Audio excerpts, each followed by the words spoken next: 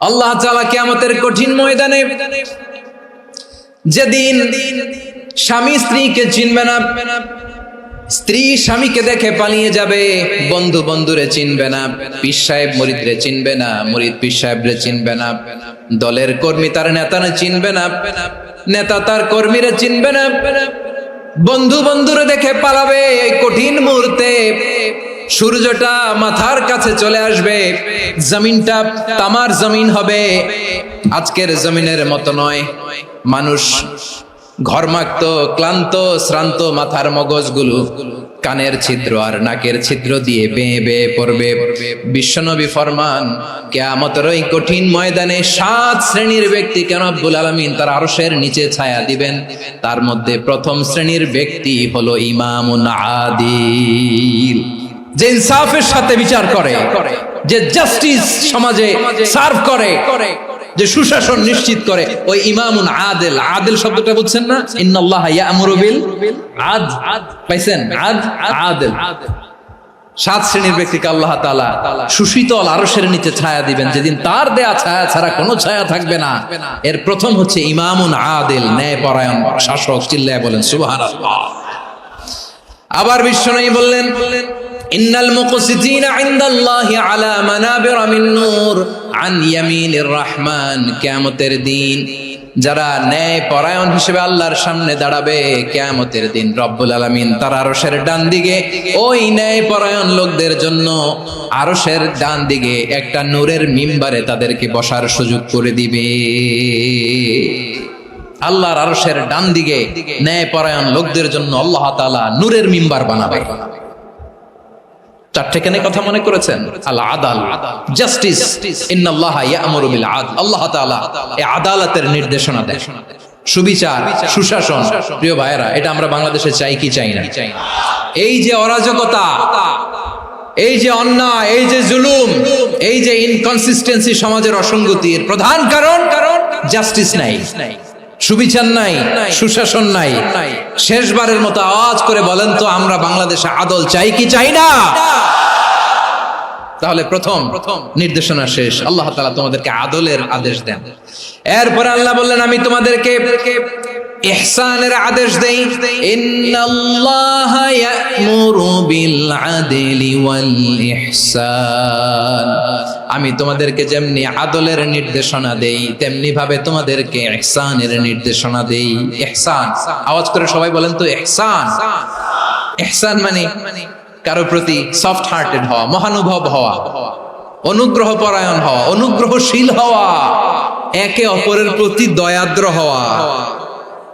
একে অপরের প্রতি দয়াদ্র, অনুগ্রহশীল হওয়া ছাড়া মানবিক সমাজ কশিনকালেও গঠন করা সম্ভব না। প্রিয় ভাইরা, সুন্দর আচরণ দিয়ে, ইহসান দিয়ে যা জয় করা যায়, নরম আচরণ দিয়ে যেটা অর্জন করা যায়, কঠোরতা দিয়ে সেটা পারা যায় না। বিষ্ণু ঈসা ইসলাম ইহসান দিয়ে, কোমল আচরণ দিয়ে, তার অনুগ্রহ দিয়ে তিনি অনেক কাফিরের হৃদয়কে জয় করে ফেলেছেন। সাইয়েদনা সুমামা ইবনে উসাল রাদিয়াল্লাহু তাআলা আনহুর কথা মনে পড়ে যায়। তিনি ছিলেন ইয়ামামার বাদশা। মদিনাতে বিশ্বনবীকে হত্যা করার নিয়তে এসেছিলেন। গোপনে গোপনে বিশ্বনবীকে হত্যা করে আবার ইয়ামামাতে তিনি ফিরে যাবেন। কিন্তু কি অবাক করা কাণ্ড, হত্যা করতে পারে নাই, সাহাবাদের হাতে তিনি ধরা পড়ে গেলেন। সাইয়েদনা সুমামা ইবনে উসাল রাদিয়াল্লাহু তাআলা আনহু হত্যার নিয়তে আসলেন, কিন্তু হত্যা করতে পারলেন না। সাহাবারা ওনাকে ধরে ফেললেন, ধরে মসজিদে নববীর পিলারের মধ্যে বেঁধে রাখলেন। সুমামা ইবনে উসাল, সিরাত থেকে শুনে, সিরাত থেকে শোনাচ্ছি, রাদিয়াল্লাহু তাআলা আনহু ইয়ামামার অধিপতি ছিলেন। বিশ্বনবীকে হত্যার জন্য আসছেন, ধরা পড়ে গেছেন, এখন মসজিদে নববীতে বেঁধে রাখছেন। তার মানে বন্দী। তো এখন স্ট্যাটাস কি? বন্দী, ক্যাপ্টিভ।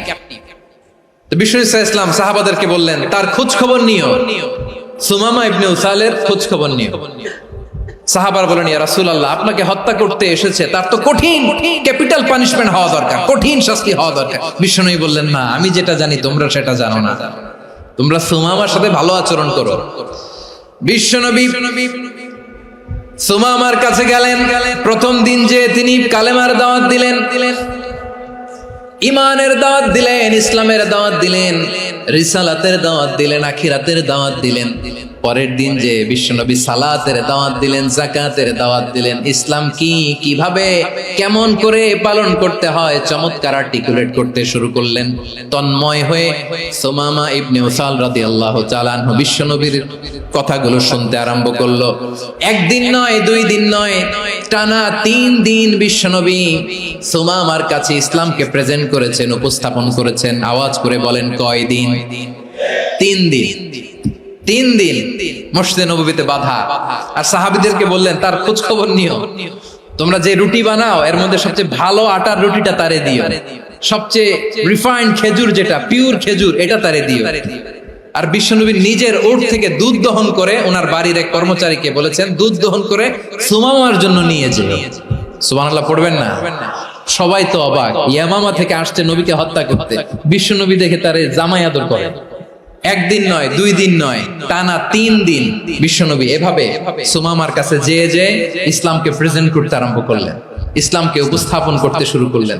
আর তাকে চমৎকার এন্টারটেইনমেন্ট, আপ্যায়ন দিতে আরম্ভ করলেন। টানা 3 দিন যখন ইসলামের দ্য বিউটিজ অফ ইসলাম, ইসলামের সুমহান বাণী, সৌন্দর্য তার কাছে উপস্থাপন শেষ, তাকে আপ্যায়ন শেষ, বিশ্বনবী বললেন সাহাবাদেরকে, যাও এবার সুমামার হাতের পায়ের রশি দুটো খুলে দাও।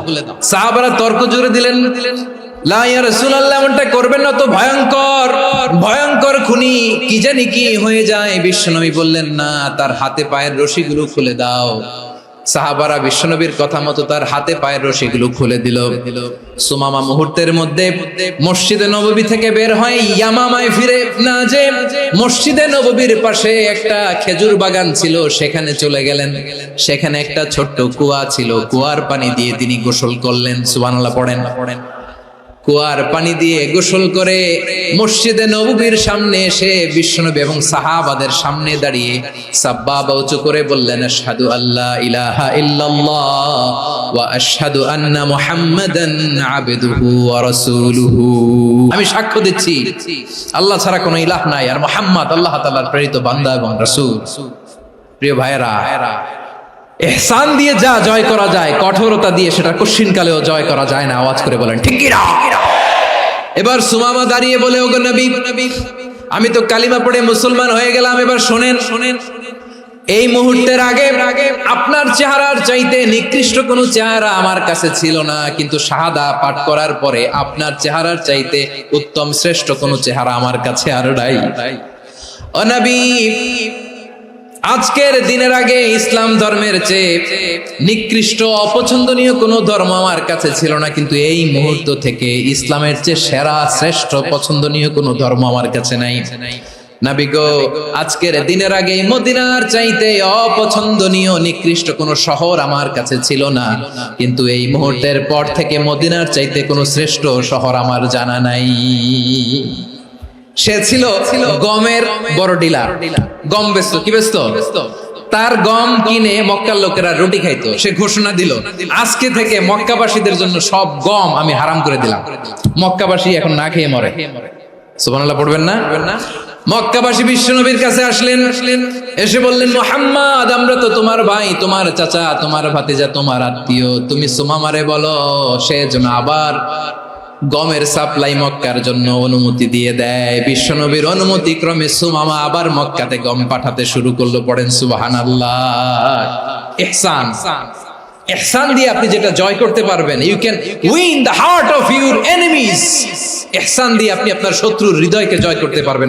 এজন্য আল্লাহ বললেন, ওয়া আনফিকু ফি সাবিলিল্লাহি ওয়া লা তুলকু বিআইদিকুম ইলাত তাহলুকা ওয়া আহসিনু ইন্নাল্লাহা ইউহিব্বুল মুহসিনিন।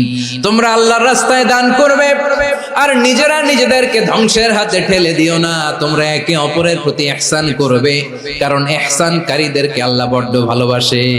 সুবহানাল্লাহ পড়েন। আবার সূরা রহমানে আল্লাহ বললেন হাল জাযাউল ইহসানি ইল্লাল ইহসান ফাবিআইয়ি আলা, সবাই পড়েন ফাবিআইয়ি আলাই রাব্বিকুমা তুকাযযিবান। ইহসানের প্রতিদান হিসেবে ইহসানি হয়। বিশ্বনবী সুমামার প্রতি যেমন ইহসান করেছেন, সুমামাও ঠিক তেমন ইহসান ফিরিয়ে দিয়েছে। ঠিক কিনা বলেন? তাহলে এক নম্বরে হচ্ছে আদ, ন্যায় বিচার। দুই নম্বরে সবাই বলেন ইহসান, সদাচরণ। ইহসান দুই ধরনের প্রিয় ভাইরা, ইহসান ফিল ইবাদা, ইহসান ফিল মুআমালা। ইহসান ফিল ইবাদা হচ্ছে একাগ্র অনুভবে ইবাদতে ডুব দেওয়া, এর নাম ইবাদতের ইহসান। সুবহানাল্লাহ পড়ুন। বিশ্বনবী বলেন ইহসান মানে কি জানো নাকি? হাদিসে জিবরিলে সাইয়েদনা জিবরিল আলাইহিস সালাম বিশ্বনবীকে বললেন আখবিরনি আনিল ইহসান। নবী আমাদেরকে বলেন ইহসান মানে কি? বিশ্বনবী বললেন আনতা আবুদাল্লাহা কাআন্নাকা তারাহু ফাইন লাম তাকুন তারাহু ফাইন্নাহু ইয়ারাক। ইহসান মানে হলো এমন ভাবে তুমি আল্লাহর সামনে নিজেকে উজাড় করে ইবাদত করবে, তুমি ভাববে তুমি আল্লাহকে দেখতে পাচ্ছ। আর এটা যদি ভাবা তোমার জন্য কঠিন হয়ে যায়, অন্তত এতটুকু তুমি ভাববা যে আল্লাহ তোমাকে দেখতে পাচ্ছেন। ঠিক কিনা বলেন? ও আমার বীর চট্টলার ভাইয়েরা, কেউ যেটা দেখে না সেটা দেখে কে? এই বিশ্বাস হৃদয়ের মধ্যে আছে? নামাজে যখন দাঁড়ান এই ফিলিংসটা আনা যাবে? এসা পর্যন্ত যে আমরা হায়াত পাবো কোনো গ্যারান্টি আছে? সবাই আওয়াজ করে বলেন গ্যারান্টি আছে? গ্যারান্টি নাই। এজন্য বিষ্ণু ইসলাম বলেছে এমন ভাবে নামাজে দাঁড়াও, ইবাদত করো, মনে করো হতে পারে এটাই আমার জীবনের শেষ নামাজ। পারফর্ম দ্য সালাহ as if this is your last and final prayer. এমন ভাবে সালাতে দাঁড়াও, ভাবো হতে পারে এটাই তোমার জীবনের শেষ নামাজ। এমন ভাবে নামাজে দাঁড়াও, ভাবো এটাই শেষ নামাজ। তাহলে নামাজে একাগ্রতা বাড়ায় দিবে কে? ফলে ইবাদতের ইহসান আমাদের অর্জিত হবে। আর মুআমালাতে ইহসান হলো, বিশ্বনবী বলেন ইন্নাল্লাহা তাবারাকা ওয়া তাআলা كتب الإحسان على كل شيء فإذا قتلتم فأحسنوا القتلة وإذا ذبحتم فأحسنوا الذبح وليحد أحدكم شفرته وليرح ذبيحته। ইহসান দুই ধরনের, আওয়াজ করে বলতে হবে কয় ধরনের? একটা হচ্ছে ইহসান ফিল ইবাদা, ইবাদতে ইহসান। ইবাদতে ইহসান কি? একাগ্র অনুভব দিয়ে ইবাদত করা, মন প্রাণ দিয়ে ইবাদত করা। আর মুআমালাতে ইহসান কি? সব কাজে, দৈনন্দিন কাজে, কর্মে, সামাজিক অ্যাক্টিভিটিতে কোমলতা প্রদর্শন করা, অনুগ্রহের সাথে সবকিছু করা। আল্লাহ তাআলা ইন্নাল্লাহা তাবারাকা ওয়া তাআলা কাতাবাল ইহসান আলা কুল্লি শাই, তিনি সবকিছুর ব্যাপারে ইহসানকে আবশ্যক করেছেন। সবকিছু, মুমিনের সব কাজে ইহসানের পরশ থাকবে। ওয়া ইযা কাতালতুম ফাহসিনুল কিতলা, বিষ্ণুই বলেন তুমি যখন কাউকে হত্যা করো ইহসানের সাথে করো। সুবহানাল্লাহ পড়বেন না? যখন হত্যা করো তখনও ইহসানের সাথে। আচ্ছা হত্যা করবো আবার ইহসান আসবে করতে করে, তো মেরেই ফেলবো আমি। আল্লাহ, ও ভাই একজন খুন করেছে, খুনি, রাষ্ট্রীয় আইনে তার শাস্তি হয়েছে ডেথ পেনাল্টি, মৃত্যুদণ্ড। এখন মৃত্যুদণ্ড দেখে আপনি যেমনি মন চায় তেমনি মারবেন লোকটারে? ওর নাক কেটে ফেলতে পারবেন? ওর কান কাটতে পারবেন? ওর চোখ উপড়ে ফেলতে পারবেন আপনি? যেমন মন চায় তার অঙ্গহানি করা যাবে না। ইহসানের সাথে তাকে হত্যা করো। সুবহানাল্লাহ, this is Islam, this is the true essence of Islam. ওয়া ইযা যাবাহতুম ফাহসিনু যাবহা, যখন জবাই করবে তখনও ইহসানের সাথে জবাই করো। করব জবাই, ওইখানেও নাকি ইহসান। আচ্ছা কুরবানির দিন আমরা পশুগুলোরে কি করি? বলেন সবাই আওয়াজ করে, জবাই। জবাই মানে তো এটার মেরেই ফেলতেছি, একটু পরে তো টুকরো টুকরো করে গোশতগুলো খাবো, এটা তো খাবো, এটা তো মেরেই ফেলবো। বিষ্ণু বলে না, জবাইয়ের মধ্যেও মুমিনের জবের ভেতরেও ইহসানের পরশ থাকা চাই। যখন জবাই করবে প্রাণীটাকে হাত পা টাইট করে বেঁধে নাও, ছুরিটাকে শার্পেন করে নাও, ধারালো করে নাও, যাতে অল্প সময়ে জবাইটা হয়ে যায়, প্রাণীটা যাতে কম কষ্ট পায়। সুবহানাল্লাহ পড়ে। দিস ইজ কল্ড ইহসান। আল্লাহ তাআলা যেমনি আদলের আদেশ করেছেন, ন্যায় বিচার, জাস্টিস এনশিওর করতে বলেছেন, সমাজে ইহসানের ব্যবহার, ইহসানের অনুশীলন তিনি করতে বলেছেন। এজন্য মুমিনের প্রতিটি কাজে, আমার চট্টগ্রামের ভাইরা আমার দিকে তাকান, খেয়াল করে শুনুন, মুমিন জীবনের প্রতিটি কাজে ইহসানের পরশ থাকা চাই। আমরা যেন আমাদের পরিবারের প্রতি ইহসান করি, আমরা যেন আমাদের কর্মচারীদের প্রতি ইহসান করি, আমরা যেন আমাদের কলিগদের প্রতি ইহসান করি, আমরা যেন আমাদের ভাইদের প্রতি ইহসান করি। মুমিন জীবনের প্রতি কাজে ইহসানের পরশ থাকার দরকার আছে না নাই? কথা বুঝতে পেরেছেন? তাহলে আল্লাহ তাআলার তিনটা আদেশ ছিল, কয়টা গেল? প্রথমে কি ছিল? আদল। 2 নম্বরে, 3 নম্বরে রব্বুল আলামিন বললেন ওয়া ইতাইদিল কুরবা, নিকটাত্মীয়দেরকে দান করো। নিকট আত্মীয়দেরকে দাও, যারা তোমাদের ব্লাড কানেকশনের আত্মীয় তাদেরকে তোমরা দাও। এখানে জেনারেলি বললেন দাও, কি দিব সেটা তিনি এখানে বলেন নাই, সেটা তিনি সূরাতুল ইসরার মধ্যে বলেছেন। আল্লাহ বলেন ওয়া আতিযাল কুরবা হাক্কাহ, নিকট আত্মীয়দেরকে তাদের অধিকার, তাদের প্রাপ্য তোমরা বুঝিয়ে দাও। দেখেন, একটা শান্তির সমাজ, একটা সমৃদ্ধ সমাজ, একটা মানবিক সমাজ গঠনের জন্য আল্লাহ তাআলা বেশি না, মাত্র 3টা অর্ডার, 3টা ভার্ডিক্ট তিনি জারি করেছেন। 1 নাম্বার সুশাসন, ন্যায় বিচার। 2 নাম্বার ইহসান। 3 নাম্বার নিকটাত্মীয়, যারা কাছের, তোমার ভেরি ক্লোজ রিলেশনশিপে আছে, তাদেরকে দাও। দাও, দিলে বাড়িয়ে দেয় কে? অনেকে দিতে চায় না, কৃপণতা করে। দিলে বাড়ায় দেয় কে? ও মিয়া, মদিনার মধ্যে সবচাইতে গরিব সাহাবী ছিল বেলাল রাদিয়াল্লাহু তাআলা আনহু। ওনার এন্টায়ার অ্যাসেট, সম্পদের পরিমাণ কতদূর জানেন? একটা লুঙ্গি। বেলাল রাদিয়াল্লাহু তাআলা আনহু, ওনার টোটাল ওয়েলথের এস্টিমেশন হচ্ছে মাত্র একটা লুঙ্গি। একটা লুঙ্গি, টোটাল ওয়েলথ এস্টিমেশন, টোটাল সম্পদের পরিমাণ বেলাল রাদিয়াল্লাহু তাআলা আনহুর কি ছিল? ওই বেলাল রাদিয়াল্লাহু তাআলা আনহুকে বিষ্ণু ইসলাম বলেছেন আনফিক ইয়া বেলাল, ও বেলাল তুমিও দাও। ওয়ালা তাখশা মিন যিল আরশি ইখলালা, আরশের অধিপতির তো কোনো ঘাটতি নাই, তুমি দিলে ওই আল্লাহ তোমারে বাড়ায় দিবে। এজন্য আমার প্রিয় ভাইয়েরা, দিলে কমে না, দিলে বাড়ে। অনেকে ধরে রাখে, নতুন কিছু নিতে পারে না, হাত দিয়ে যেটা ধরে রেখেছেন এটা দিয়ে দেন, বড় একটা ধরার সুযোগ পাবেন। জোরে বলেন ঠিক কিনা? রব্বুল আলামিন বললেন 3 নাম্বার আদেশ হলো তোমাদের প্রতি সমাজটারে কেমন করে মানবিক সমাজ, সুন্দর সমাজ গড়বা। 3 নাম্বার আদেশ হলো ওয়া আতিদাল কুরবা হাক্কা, নিকটাত্মীয়দেরকে তাদের প্রাপ্য বুঝিয়ে দাও। এই নিকটাত্মীয়দেরকে তাদের অধিকার বুঝিয়ে দেওয়া, প্রাপ্য বুঝিয়ে দেওয়াতে আমাদের গাফলতি আছে না নাই? অনেকে দেখবেন অনেক আল্লাহওয়ালা, তাহাজ্জুদ গুজার, সেজদা দিতে দিতে কপালে কালো দাগ ফেলে দিছে, সে তার বোনের হকটা আদায় করে নাই। আছে না নাই? অনেক বড় হাজী সাহেব, বিশাল লম্বা দাড়ি, ছেলেরে সব দিয়ে দিছে, মেয়েরে কিছু দেয় নাই, মেয়ের হক আদায় করে নাই। আছে না নাই?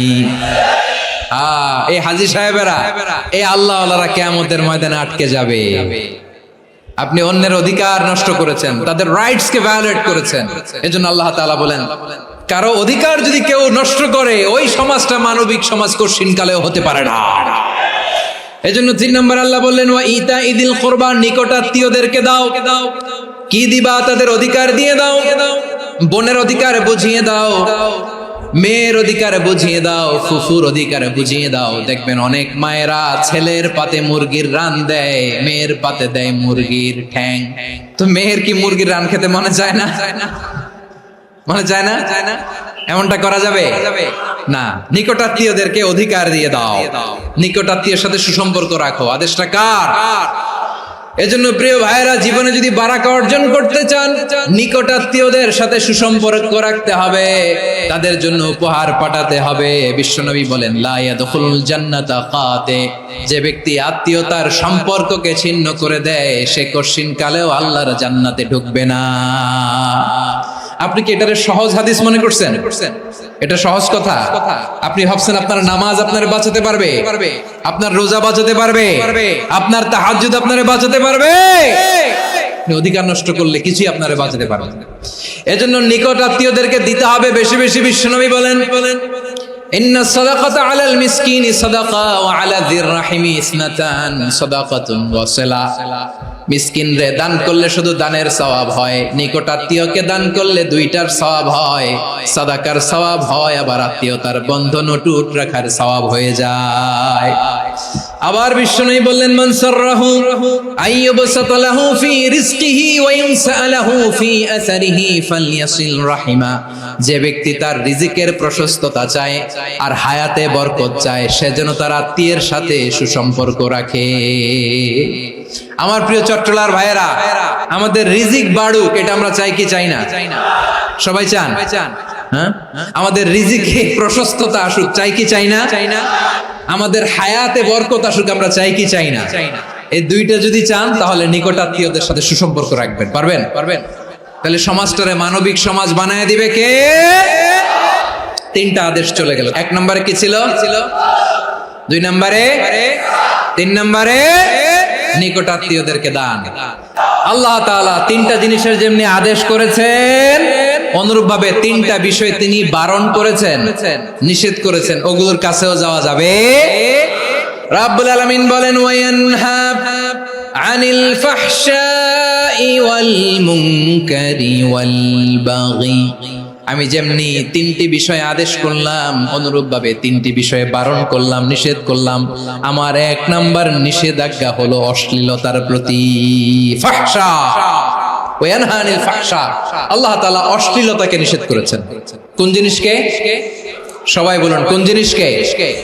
যত ধরনের, যত টাইপের, যত ক্যাটাগরির অশ্লীলতা হতে পারে সব অশ্লীলতাকে হারাম করেছেন কে? ফাহশা মানে কি? কথায়, কাজে, আচরণে, কমেন্ট, ফেসবুকের কমেন্টসে যত ধরনের নোংরামো আছে, যত ধরনের অশ্লীলতা আছে এটাকে আরবিতে বলে ফাহশা। রাব্বুল আলামিন বলেন কুল ইন্নামা حرم ربي الفواحش ما ظهر منها وما بطن, ও নবী আপনি বলে দেন আমার রব প্রকাশ্য অপ্রকাশ্য, স্পষ্ট কিংবা অস্পষ্ট, দৃশ্যমান কিংবা অদৃশ্যমান সব অশ্লীলতাকে হারাম করেছেন। সব ধরনের অশ্লীলতা হারাম। আল্লাহ তাআলা আমাদেরকে অশ্লীলতা থেকে বাঁচাও। এবার বলেন আমাদের সমাজে অশ্লীলতা আছে না নাই? অশ্লীলতা নানা ভাবে, নানা নামে, নানা মোড়কে আমাদের সমাজে আছে না নাই? সংস্কৃতির নামে, ফ্যাশনের নামে, বিনোদনের নামে, উপন্যাসের নামে, কনসার্টের নামে অশ্লীলতা আছে না নাই? আপনি দেখেছেন কনসার্টগুলোর অবস্থা? আমাদের তরুণ তরুণীরা, আমাদের যুবক যুবতীরা, আমাদের জেনজিরা কি অবস্থা ওইখানে? কনসার্টের নামে অশ্লীলতা আছে না নাই? ছেলে মেয়ে একে অপরকে জড়ায় ধরতেছে, একে অপরকে চুমু খাচ্ছে প্রকাশ্যে, দিবালোকে, গণমানুষের সামনে।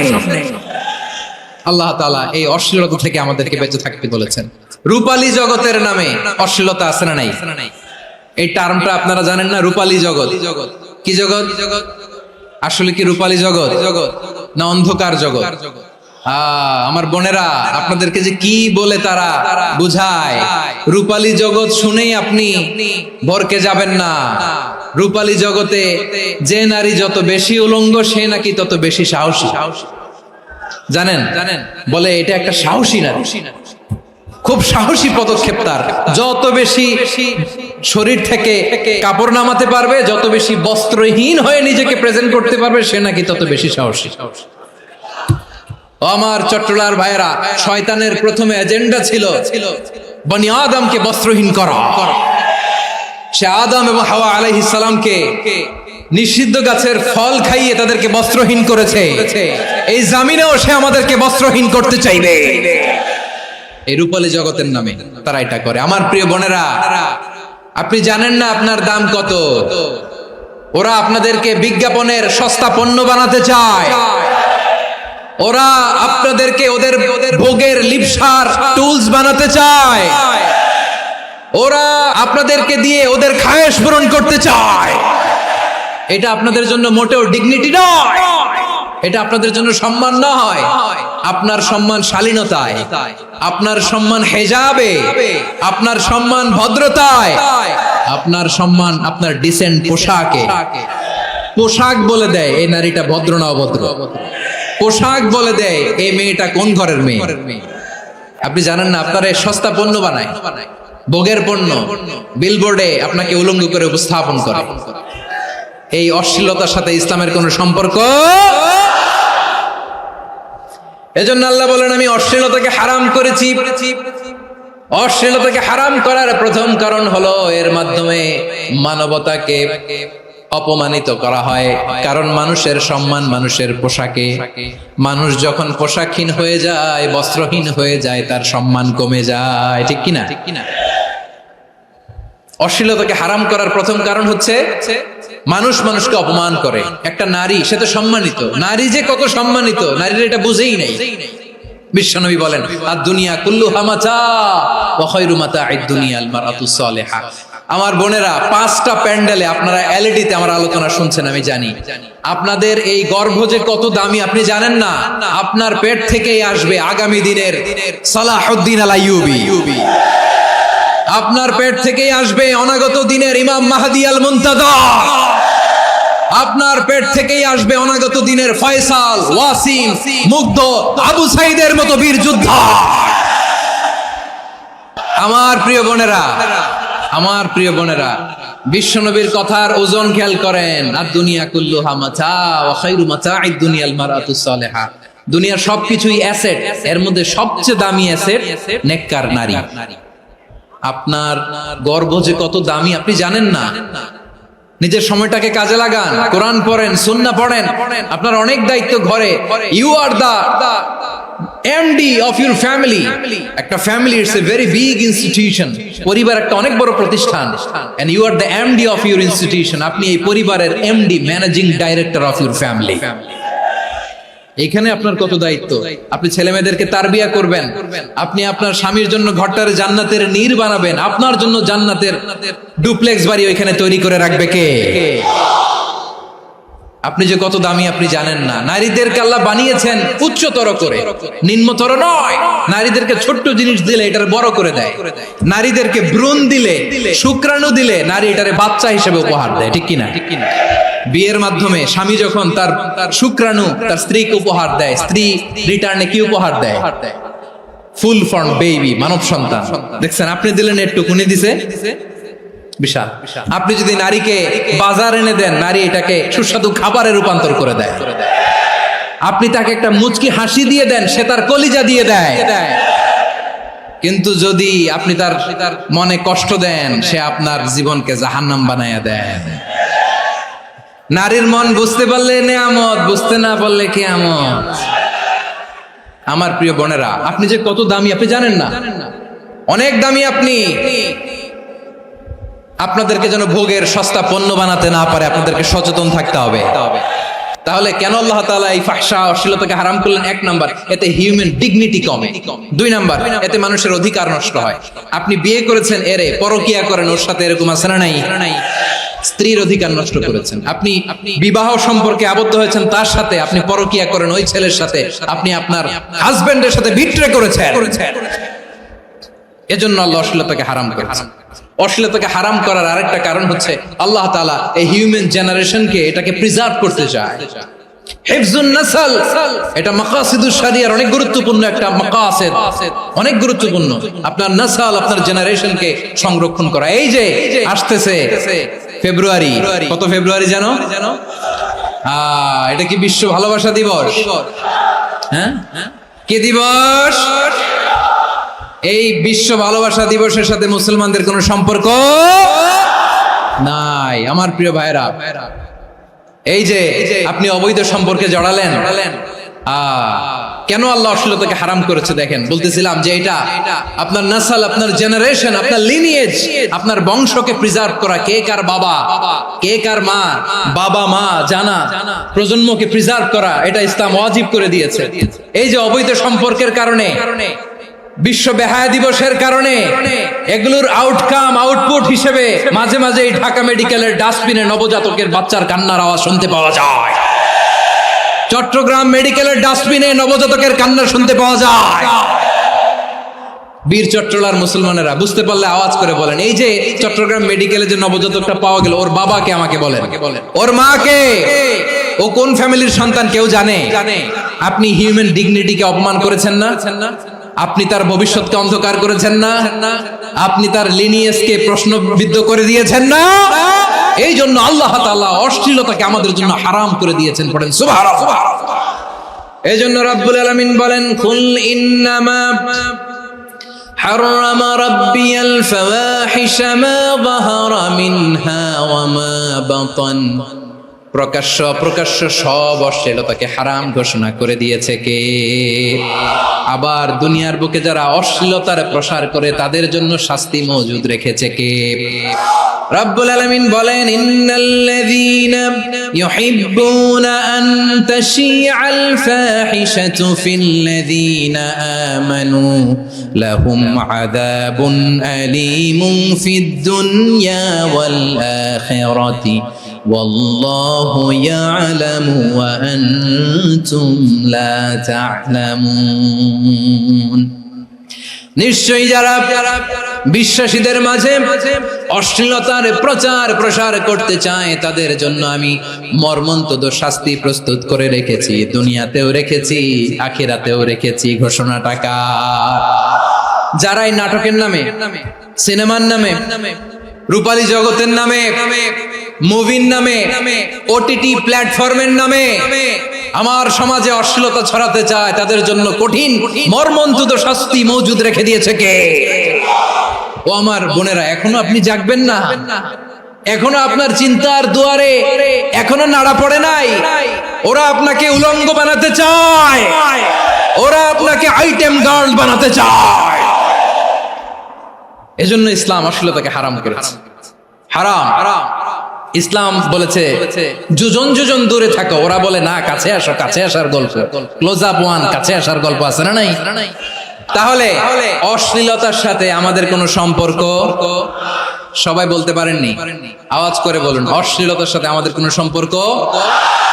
আমরা এই সমস্ত ক্লোজ আপ ওয়ান, কাছে আসার গল্পের প্রোগ্রামে যাব?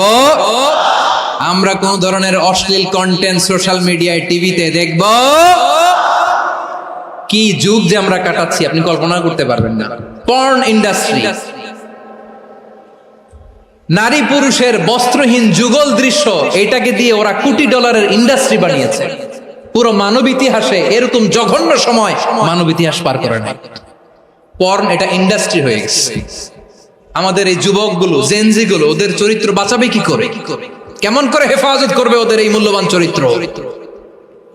আমার প্রিয় ভাইরা, এই অশ্লীলতার দ্য লেটেস্ট ভার্সন হচ্ছে LGBTQ, শরীফ থেকে শরীফা। শুনছেন আপনারা? দেখতে পুরুষ, আসলেই পুরুষ, সুস্থ একজন পুরুষ, 4 সন্তানের বাবা, বলে আমি মনে মনে নারী। দেখতে নারী, সুস্থ নারী, আসলেই সে দিব্যি একজন নারী, বলে আমি মনে মনে পুরুষ। সবচেয়ে ভয়ঙ্কর অশ্লীলতার সবচাইতে লেটেস্ট ভার্সন হচ্ছে এই ট্রান্সজেন্ডারিজম। সুস্থ পুরুষ তার বায়োলজিক্যাল গ্রোথকে হরমোন দিয়ে স্টপ করে দিয়ে সে সার্জারি করে নারী হতে চায়, সুস্থ নারী পুরুষ হতে চায়। পুরুষের প্রতি সেক্সুয়ালি আকর্ষণ বোধ করে। এটা লূত আলাইহিস সালামের কওমের মধ্যে ছিল। এটাকেও আল্লাহ কোরআনে ফাহিশা বলেছেন। ওয়ালুতান ইয ক্বালা লিকাওমিহি আতা'তুনাল ফাহিশাতা মা সাবাকাকুম বিহা মিন আহাদিম মিনাল আলামিন। লূত আলাইহিস সালাম বললেন, তোমরা কি এমন এক অশ্লীল কার্যক্রমে ডুব দিলে নাকি যেটা গোটা বিশ্বের কেউ কখনো করে নাই, তোমরাই প্রথম করেছো? পড়েন নাউযুবিল্লাহ। এই পশ্চিমের এই রোগ আমার দেশে যেন আসতে না পারে, আমাদের সজাগ থাকতে হবে। প্রিয় ভাইরা, চিল্লায় বলেন ঠিক কিনা? পশ্চিমের অবস্থা ভয়ঙ্কর। পাশ্চাত্যে, আমি যুক্তরাষ্ট্রে ছিলাম অনেকদিন, কয়েক মাস, বিভিন্ন স্টেটে ঘুরেছি। গার্ডিয়ানরা উদ্বিগ্ন, ছেলে মেয়েদেরকে, ছোট্ট ছেলে মেয়ে, ওদেরকে জিজ্ঞেস করে, তুমি how do you feel right now inside yourself? তুমি ভিতরে ভিতরে কেমন ফিল করো? তোমার কি ছেলে ছেলে লাগে না মেয়ে মেয়ে লাগে? আচ্ছা বলেন, এই ছোট্ট বাচ্চাটাও কি এগুলো জেন্ডার অ্যাসাইনমেন্ট বলতে এগুলো কিছু বুঝে? এইভাবে মিসগাইড করা হচ্ছে। কৌতূহল বশত ছোট্ট ছেলে যদি বলে আমার তো মেয়ে মেয়ে লাগে, তখন বলে যে না তুমি মেয়ে, ছেলে না। মা বাবা বাধা দিলে ওকে আলাদা গভর্নমেন্ট হাউসে নিয়ে যায়। ভয়ঙ্করতম অবস্থা। আমরা একটা সময় শুনতাম, হুজুর আমার ছেলেটা খুব ভালো, হাফেজে কোরআন, আল্লাহওয়ালা। হুজুর আমার ছেলে দাড়ি রাখছে, আল্লাহওয়ালা। হুজুর আমার ছেলে 5 ওয়াক্ত সালাত জামাতের সাথে পড়ে, তার মানে আল্লাহওয়ালা। পশ্চিমে যে আমি কি শুনছি জানেন, ওরা বলে হুজুর আমার ছেলেটা ইউনিভার্সিটির একটা মেয়ের সাথে প্রেম করে, ও খুব আল্লাহওয়ালা, হুজুর দোয়া করবেন। এর কারণ ওদের কাছে আল্লাহওয়ালার ক্রাইটেরিয়া হচ্ছে হুজুর আমার ছেলেটা আরেক ছেলের পছন্দ করে নাই, আমার মেয়েটা আরেক মেয়েকে ভালোবাসে নাই, এজন্য আমার ছেলেটা আল্লাহওয়ালা, হুজুর ওর জন্য একটু দোয়া করে দিয়ে। কি চ্যালেঞ্জ ওরা ফেস করতেছে, ওনার ছেলে যে আরেক ছেলেরে বিয়ে করবে না, এটাতেই উনি খুশি যে আলহামদুলিল্লাহ আমার ছেলেটা একটা মেয়েরে ভালোবাসে, আমার মেয়েটা একটা ছেলেরে ভালোবাসে, মানে এটা খুব আল্লাহওয়ালা। নাউজুবিল্লাহ পড়তে পারলেন না? এজন্য অশ্লীলতার সাথে আমাদের কোন সম্পর্ক। রাব্বুল আলামিন বলেন ওয়ায়ানহা আনিল ফাহশাই ওয়াল মুনকারি ওয়াল বাগি, তিনটা জিনিসকে আমি নিষিদ্ধ করলাম। এক নাম্বার হলো ফাহশা, অশ্লীলতা। দুই নম্বরে হলো মুনকার, সমস্ত মন্দ কাজ। মুনকার মানে হচ্ছে যত মন্দ কাজ, খারাপ কাজ, বাজে কাজ, এটার বলে মুনকার। এটার কি বলে? আপনারা পড়ছেন না, তা'মুরুনা বিল মা'রুফি ওয়া তানহাউনা আনিল মুনকার, সৎ কাজের আদেশ, অসৎ কাজের নিষেধ। মুনকার, মুনকার হচ্ছে মানুষের স্বাভাবিক বিবেক বোধ যেটাকে খারাপ বলে, ওইটাই মুনকার। পৃথিবীর সব আসমানি গ্রন্থ যেটাকে খারাপ বলেছে, মানুষের স্বাভাবিক বিবেক বোধ যেটাকে খারাপ বলেছে, এগুলো সব মুনকার। যেমন ইফতিজিং, এটা কি ভালো না খারাপ?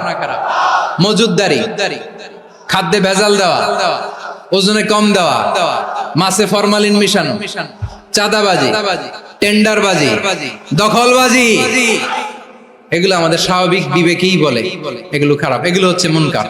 আল্লাহ তাআলা এই মুনকার থেকে আমাদেরকে বেঁচে থাকতে বলেন, আর শয়তান এই মুনকারের প্রতি আমাদেরকে উদ্বুদ্ধ করে। আল্লাহ তাআলা বললেন ইয়া আইয়ুহাল্লাযীনা আমানু লা তাত্তাবিউ খুতুওয়াতিশ শাইতান ওয়া মান ইয়াত্তাবি' খুতুওয়াতিশ শাইতানি ফাইন্নাহু ইয়া'মুরু বিল ফাহশাই ওয়াল মুনকার। আল্লাহ বললেন আমার গোলামেরা শোনো শোনো, ও আমার বিশ্বাসী বান্দারা খবরদার, তোমরা কশিনকালেও শয়তানের পদাঙ্ক অনুসরণ করবে না, কারণ শয়তান তোমাদেরকে অশ্লীলতা এবং মন্দ কাজের দিকে উদ্বুদ্ধ করে। আমাদের কাজ হচ্ছে শয়তান আমাদেরকে যেদিকে নিতে চায় আমরা তার উল্টা দিকে যাব। শয়তান এই মন্দ কাজকে আমাদের কাছে বিউটিফাই করে, চাকচিক্যময় করে আমাদের সামনে উপস্থাপন করে। এজন্য আল্লাহ বলেন মুনকারকে থামাতে হবে, মুনকার প্রতিরোধ করতে হবে। মুনকার প্রতিরোধের দায়িত্ব শুধু আমাদের নাকি? শুধু আপনার খতিব সাহেবের, ইমাম সাহেবের, নাকি মুসলিম উম্মার সবার? আওয়াজ করে বলুন, মুনকার অসৎ কাজ প্রতিরোধের দায়িত্ব কার? রাব্বুল আলামিন বলেন কুনতুম খায়রা উম্মাতিন উখরিজাত লিন-নাসি তা'মুরুনা বিল মা'রুফি ওয়া তানহাউনা আনিল মুনকার। তোমাদেরকে শ্রেষ্ঠ জাতি করে জমিনের মধ্যে আবির্ভূত করা হয়েছে, যাতে করে তোমরা জমিনের ভেতরে সৎ কাজের আদেশ করতে পারো আর অসৎ কাজের নিষেধ করতে পারো। উম্মাহ, কুনতুম খায়রা, তাহলে গোটা উম্মার দায়িত্ব, এটা বুঝতে পারছেন তো? আচ্ছা, আরো নিচে আসেন। এরপরে আল্লাহ বললেন শুধু উম্মাহ না, এই জমিনের রাজত্ব আমি যাদের হাতে দেই, এই জমিনের মালিক আমি যাদেরকে বানিয়ে দেই, যাদেরকে আমি সরকারের দায়িত্ব দেই, তাদেরকেও মুনকার প্রতিরোধের দায়িত্ব দিয়েছে কে? আল্লাহ বলেন যারা ক্ষমতার মসনদে বসেছে তাদেরকে 4 দফা কর্মসূচি আমি আল্লাহ দিলাম। আওয়াজ করে বলেন কয় দফা? আল্লাহ বলেন আল্লাযীনা ইম্মাক্কান্নাহুম ফিল আরদি আকামুস সালাতা ওয়া আতাউয যাকাতা ওয়া আমারু বিল মা'রুফি ওয়া নাহাউ আনিল মুনকার ওয়ালিল্লাহি আকিবাতুল উমুর। যারা এই জমিনের উত্তরাধিকার হয়েছে তারা 4 দফা কর্মসূচি নিয়ে সামনে আগাবা। সালাত কায়েম করবা, যাকাত আদায় করবা, সৎ কাজের আদেশ দিবা, অসৎ কাজ থেকে মুনকার প্রতিরোধ করবা। আদেশটা কার? আমার প্রিয় চট্টলার ভাইরা, পুরো উম্মার দায়িত্ব মুনকার প্রতিরোধ করা, সরকার প্রধানের দায়িত্ব মুনকার প্রতিরোধ করা। এরপর আল্লাহ বলেন প্রতিটা ফ্যামিলির যিনি প্রধান সিইও বাবা, প্রত্যেক বাবারও দায়িত্ব এই মুনকার প্রতিরোধ করা। আওয়াজ করে বলেন ঠিক কি না?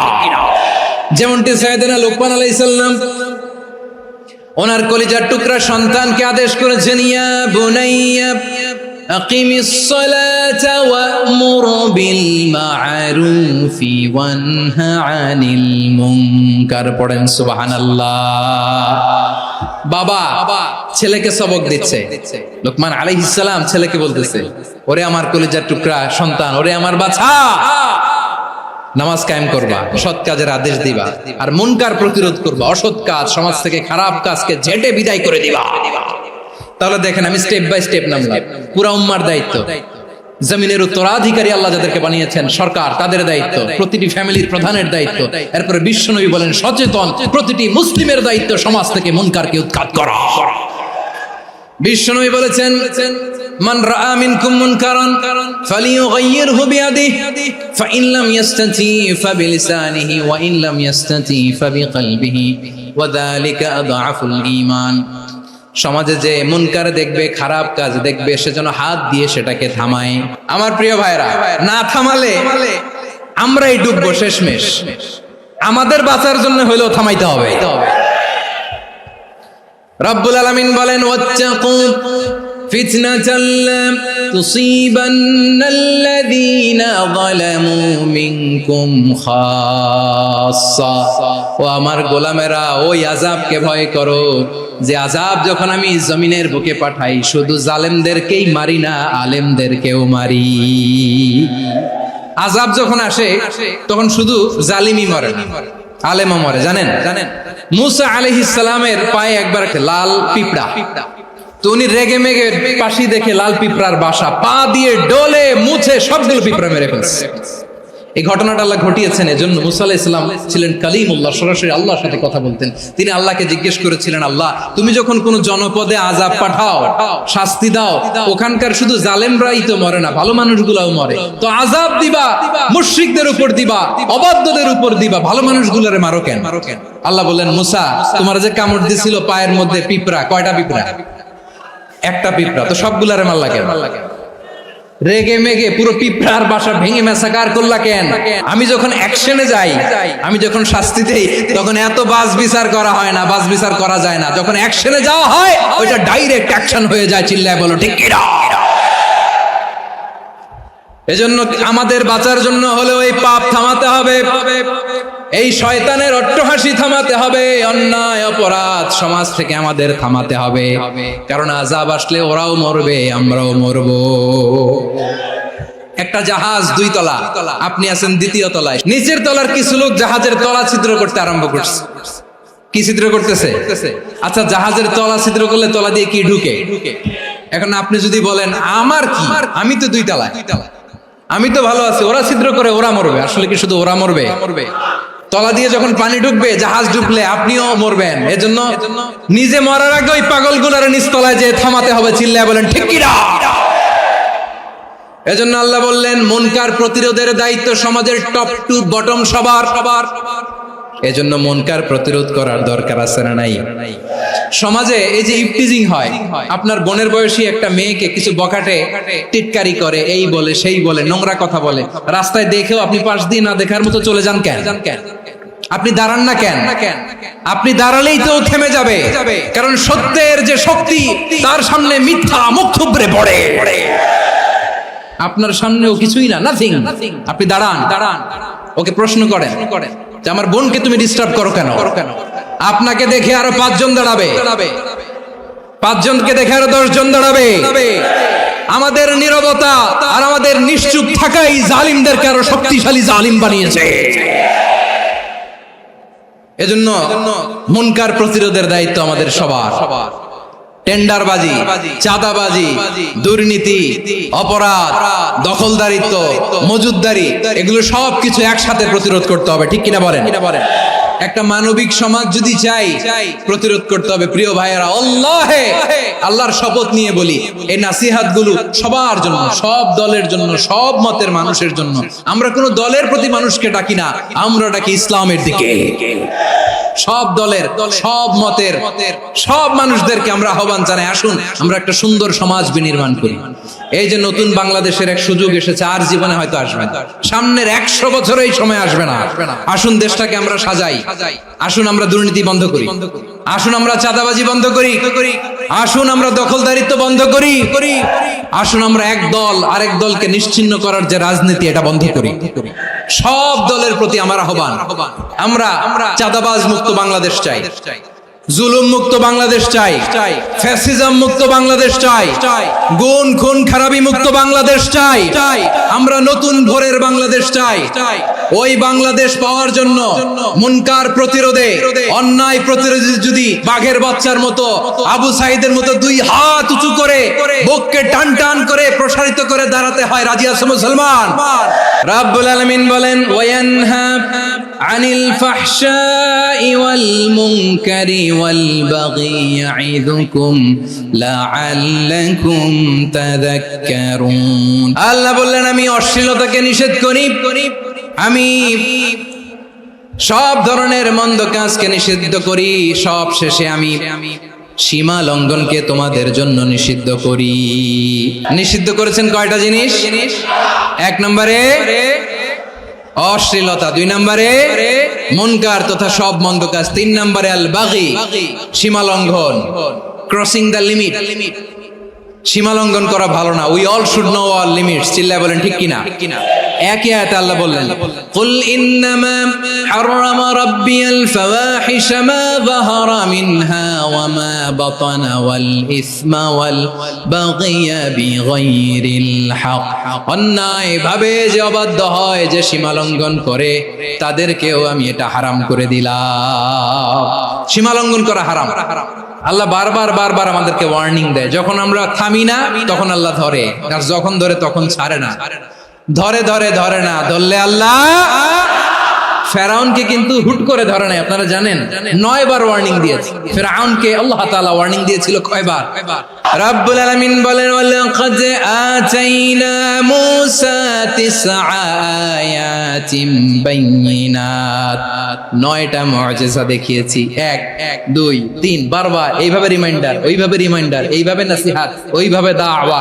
ফাকুলা লাহু কাওলান লাইয়িনা, নরম করে বলো, সফট করে বলো, যত ওয়ে হতে পারে দাওয়া মেথডোলজি। মুসা আলাইহিস সালামের সব অ্যাপ্লাই শেষ, 10ম বারে যে আল্লাহ ধরছে। 10ম বারে যে ধরেছে। এজন্য আল্লাহ বলেন, আমি সীমা লঙ্ঘনকে পছন্দ করি না। কোরআনের অন্য আয়াতে বাগীকে বলা হয়েছে আল ইতিদা, সীমা লঙ্ঘন যারা করে তাদেরকে আল্লাহ বলেছেন মুতাদিন। ওয়াকাতিলু ফি সাবিলিল্লাহিল্লাযীনা ইউকাতিলুনাকুম ওয়া লা তা'তাদু ইন্নাল্লাহা লা ইউহিব্বুল মুতাদিন। আমি সীমা লঙ্ঘনকারীদেরকে কোশ্চিনকালেও পছন্দ করি না। আমরা যেন সীমা লঙ্ঘন না করি, রাজি আছেন তো? যে কোনো ক্ষেত্রে ইবাদতে যেন সীমা লঙ্ঘন না করি। অনেকে আমরা ইবাদতে সীমা লঙ্ঘন করে ফেলি। বিশ্বনবী সাল্লাল্লাহু আলাইহি ওয়াসাল্লাম যেটা শিখিয়েছেন, এর বাইরে যে অতিরিক্ত বুজুর্গ হতে চায়, এরকম আছে না নাই? কোন ক্ষেত্রে সীমা লঙ্ঘন করা যাবে, এমনকি যুদ্ধ ক্ষেত্রেও না। বিশ্বনবী সাল্লাল্লাহু আলাইহি ওয়াসাল্লাম বলেন, খবরদার যুদ্ধ ক্ষেত্রেও সীমা লঙ্ঘন করো না। কি সুন্দর ইসলাম আমরা পেয়েছি। বিশ্বনবী বলেন, খবরদার যুদ্ধের ময়দানে কোনো নারীর গায়ে হাত তোলো না, কোনো শিশুর গায়ে হাত তোলো না, কোনো গবাদি পশু হত্যা করো না, কোনো শস্য ক্ষেত্র ধ্বংস করো না, ইবাদতরত অন্য ধর্মের কোনো সন্ন্যাসীর গায়ে হাত তোলো না। বলেন সুবহানাল্লাহ।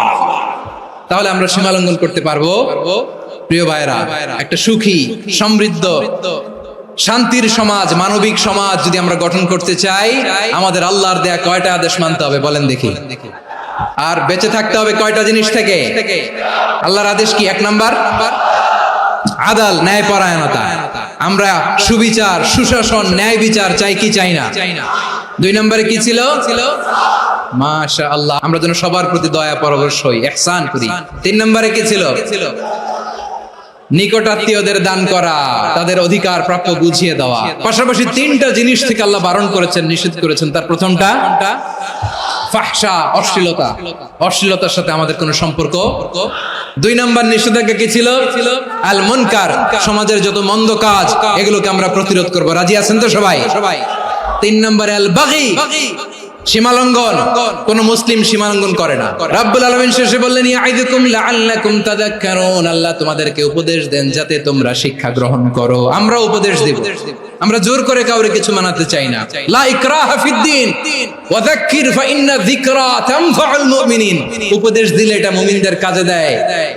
লাস্তা আলাইহিম বিমুসাইতির ইন্নামা আনতা মুযাক্কির, নবী হে আপনি রিমাইন্ডার দাতা, আপনি উপদেশ দিবেন। আমরাও বিশ্বনবীর এই হাদিসগুলো থেকে, কোরআনের আয়াত থেকে রিমাইন্ডার, এই কথামালা বাণী বাহক হিসেবে এই বাণীগুলো আপনাদের সাথে কাছে পৌঁছে দিলাম।